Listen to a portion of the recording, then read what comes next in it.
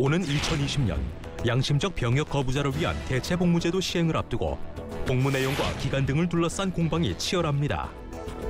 정부는 이달 말까지 대체 복무제 기간과 내용을 포함한 정부안을 마련해서 국회에 제출할 예정인데요.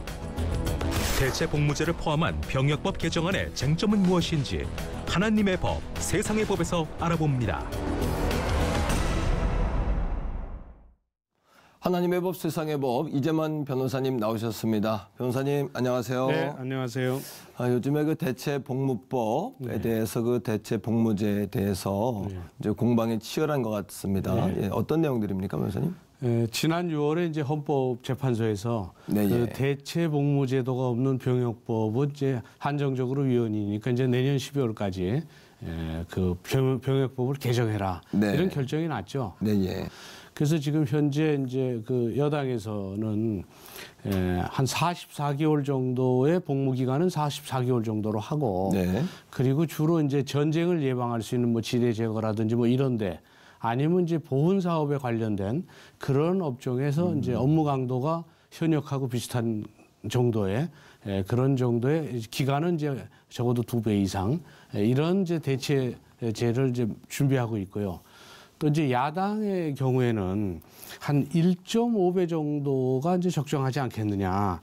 그리고 또 출퇴근을 하게 되면 이제 현역과의 형평성 문제가 좀 있으니까 합숙을 하는 것이 그 국민적 공감대를 형성하는데 도움이 될 것이다. 그래서 이제 1.5배의 합숙을 하는 그런 대체 복무제도를 지금 발의하고 있습니다. 네, 그렇군요. 일단 국방부에서는 뭐 지뢰 제거나 뭐 이런 방향보다는 1.5배 수준의 36개월 이렇게 이제 개정안을 내놓고 있는 것 같은데.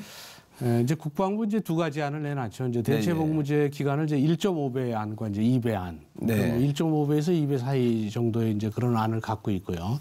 근데 지뢰 제거에 대해서는 사실은 이제 지뢰 제거는 사실 현역병 중에서도 전문적 훈련을 받아서 이제 할 수 있는 지뢰 탐지병이라든지 이런데 대체 복무하는 사람들이 과연 이런 전문성도 없이 하는 것은 그것은 적절치 않다. 그래서 이제 이 지뢰 제거 업무는 이제 제외되고 있고요.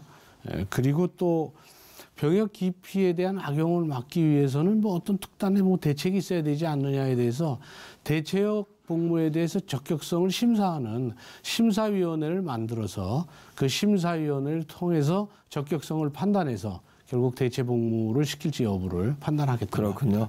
시민단체나 이제 반대하는 쪽에서는 형평성에 문제가 있지 않냐 뭐 이렇게 또 이야기를 한 것 같습니다. 그 현역병으로 이제 복무하는 사람들의 경우에는 이제 대체 복무제는 현역병과의 그 차이 때문에 어떤 그 박탈감을 느끼게 하면 그러면 사실은 이제 현역병 군인들의 그 사기의 문제가 있죠. 그래서 군인들의 사기가 저하되지도 않고 또 그 정도가 되려면 적어도 현역병보다는 근무 기간이 길어야 된다.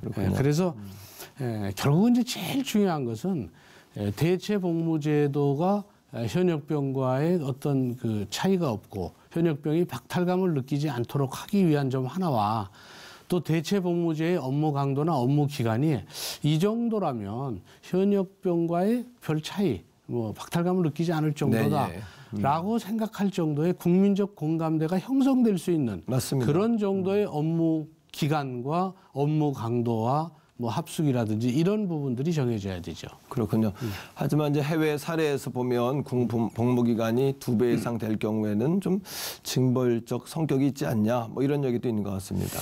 이게 1998년에 이제 유엔 인권위원회에서 이제 대체 복무제가 이제 현역병보다 2배 이상이 되면 그것은 징벌적 성격이 있으니까 이것은 부당하다. 그러니까 이제 2배 이상은 안 되고 이제 1.5배 정도로 하라 이거죠. 그래서 이제 2008년에 유럽 평해에 있어서 이제 유엔 인권의 공고도 있고 하니까 결국은 군 복무 기간의 1.5배를 초과해서는 안 된다. 그러니까 1.5배 미만으로 이렇게 하라고 이렇게 했었죠.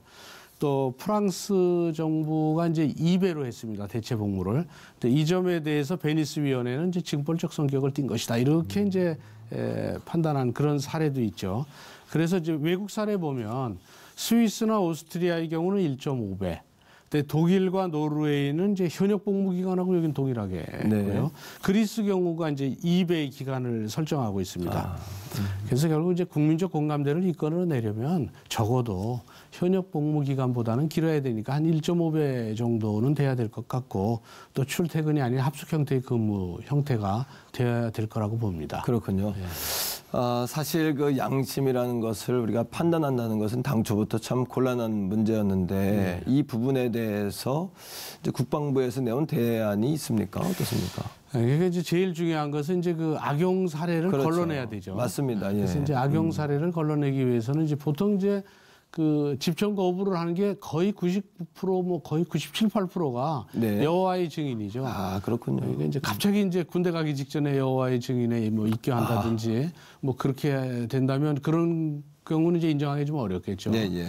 그래서 보면은 그 본인 면담을 한다든지 저 사람이 이제 집정 거부를 한다든지 하는 것이 이제 실제적으로 실질에 좀 맞는지를 주변 사람의 면담이나 본인 면담이나 뭐 이런 면담을 통해서 확인할 수는 있겠죠. 근데 이런 본인 면담으로도 확인이 안 된다든지 또는 이제 본인 면담을 뭐 거부한다든지 뭐 이런 여러 가지 그 다른 장애 사유가 있으면 그런 면담 대신 한 1년 동안 그 사람에 대해서 어떤 추적 관찰을 해서 결국 적격성 대체 복무를 할 수 있는 그런 적격이 있는지 여부를 대체 복무 적격성 위원회를 만들어서 결국 판단을 하겠다. 이제 이렇게 함으로써 그 이 악용하는 그런 기피자들을 걸러내겠다는 것입니다. 그렇군요. 말씀하신 대로 이제 대체 복무 이제 해당자들은 그 여호와 증인인 것 같아요. 이제 종교적인 어떤 신념에 의해서 전쟁이나 살인 뭐 이것들을 자신들은 이제 금한다 뭐 이런 신념인 것 같은데 거기에는 우리가 뭐 100% 동의를 할 수 있지 않나 이렇게 생각하지만 방법론적인 면에 있어서 그렇다고 이제 군대를 가지 않는다든지 뭐 총을 들지 않는다든지 그렇게 하는 것은 우리가 동의할 수 없다 이런 생각을 하게 되고요. 또 성경에도 보면은 우리가 임금이나 나라를 섬기는 사람들을 기도해라 또 이런 말씀도 있고요. 또 그들이 진리를 고수한다면 진리라는 것은 또 사람들에게 이해가 되는 부분이 있어야 되는 거고 그죠? 납득이 돼야 될 부분이 필요한 거고 또 빛과 소금으로 녹아질 때 먼저 솔선할 때 다른 사람의 여러분 설득이 되는 거 아니겠습니까? 그런 부분에 있어서도 이것은 매우 문제가 크다 이런 생각을 하게 되는데요. 결국은 이제 그 종교적 신념으로 국방 의무를 이제 이행하지 않으면 사실 그럼 모든 사람이 그렇게 국방 의무를 종교적 신념으로 의무를 이행하지 않는다면 국가의 근간이 흔들리고 이 나라가 존립하기가 어렵죠. 맞습니다. 이 나라가 존립되지 않으면 크리스찬이 본인의 종교적 신념에 따라서 기독교 신앙을 갖기도 어려운 것이죠. 그렇죠. 그래서 이제 역대상 18장 13절에 보면 다윗이 에돔에 수비대를 두매 에돔 사람이 다 다윗의 종이 되리라 이런 말씀처럼 다윗도 군대를 이끌고 전쟁을 치루었고 맞습니다. 성경에도 정말 수많은 전쟁이 있었죠. 그리고 또 종교적 신념을 또 지켰고 그래서 나라를 지키기 위한 국방의 의무는 사실은 신성한 의무죠. 맞습니다. 국가의 존립을 위해서도 반드시 필요한 의무인데 이런 신성한 의무인데도 국방의 의무를 종교적 신념이라는 미명하에서 거부한다는 것은 그것은 진정한 크리스찬의 자세는 아니라고 보는 것입니다. 맞습니다. 변호사님 말씀대로 또 한 가지 그분들에게 묻고 싶은 거는 일제시대 때나 또 6.25 전쟁 때 나라와 민족을 위해서 총칼을 들고 희생하신 분들이 없다면 지금 우리에게 이런 자유가 있겠는가? 그렇죠. 이런 자유가 없다면 자신들이 말하는 종교의 자유는 있겠는가?